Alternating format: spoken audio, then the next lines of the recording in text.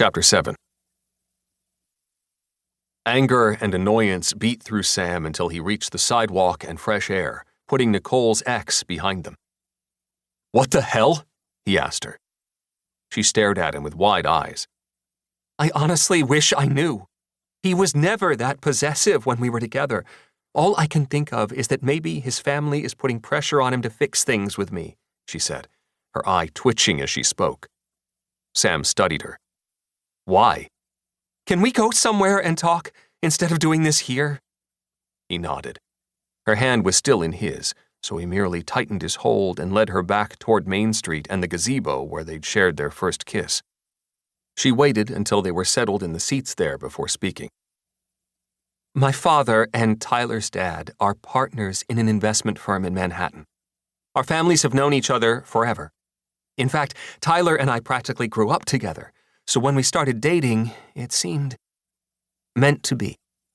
He nodded, processing the fact that they'd had such a long-standing relationship, that they shared a bond. He fucking hated it. A sentiment way out of bounds when he didn't want more than a casual relationship with her, no matter how strong the desire.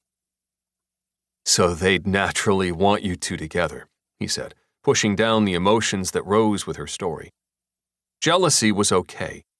Annoyance that her family thought her destined for someone else was not. She bit down on her lower lip. "That's a part of it," she murmured. "There's more?" She looked down at her hands, which now ran up and down her thighs. "I'm not sure." "But you think so.